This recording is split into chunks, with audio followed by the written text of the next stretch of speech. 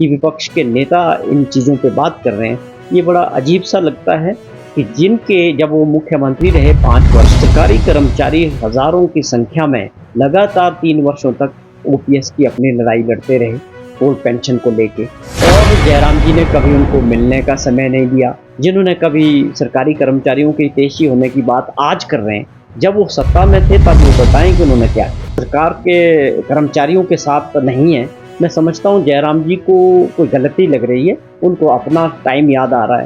और देखिए, हमारी सरकार को बने अभी 2 साल का समय हुआ और 2 साल के इस समय में बहुत सारे ऐसे फैसले हमारी सरकार ने और माननीय मुख्यमंत्री जी ने, जिसमें हमारे सरकारी कर्मचारी है या पेंशनर्स हैं, उनकी देनदारियों को लेके थे या डीए को लेके थे या सिक्स्थ पे कमीशन की जो एरियर्स थे, जो ख़ास तौर पे जो आज आपने ज़िक्र किया कि विपक्ष के नेता इन चीज़ों पे बात कर रहे हैं, ये बड़ा अजीब सा लगता है कि जिनके जब वो मुख्यमंत्री रहे 5 वर्ष, सरकारी कर्मचारी हज़ारों की संख्या में लगातार 3 वर्षों तक ओपीएस की अपनी लड़ाई लड़ते रहे, ओल्ड पेंशन को लेके।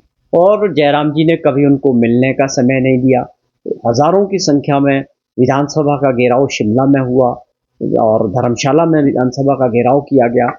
कभी उनकी बात को नहीं सुना गया। खैर, उनको बेनिफिट्स तो क्या देने थे। तो ये वो लोग हैं जिन्होंने कभी सरकारी कर्मचारियों के हितैषी होने की बात आज कर रहे हैं। जब वो सत्ता में थे तब वो बताएँ कि उन्होंने क्या किया। सिक्स्थ पे कमीशन लागू किया, उसकी सारी देनदारियाँ 11,000 करोड़ रुपए की सरकारी कर्मचारियों की और पेंशनर की छोड़ के गए। जयराम जी ने कुछ नहीं किया उनके लिए। तो आज इस तरह की बात करना कांग्रेस सरकार के लिए, जिन्होंने आते ही सबसे बड़ा पहला फैसला ओपीएस लागू करके 1,36,000 सरकारी कर्मचारियों को उसका लाभ दिया और हिमाचल प्रदेश देश के अंदर पहला राज्य बना जिन्होंने ओपीएस को लागू किया। अब दूसरी बात, 3% पहले हमने डीए दिया 2023 में और 24 में 4% जो है डीए की किस्त द्वारा जारी की। और आप समझें जो एरियर्स 75 वर्ष के ऊपर के जो पेंशनर्स थे, उनका एरियर्स को क्लियर कर रहे हैं। और भी जो देनदारियां थी ट्रांसपोर्ट एचआरटीसी में थी, उसको कर रहे हैं। तो ये कहना कि हम सरकार के कर्मचारियों के साथ नहीं है, मैं समझता हूँ जयराम जी को कोई गलती लग रही है, उनको अपना टाइम याद आ रहा है।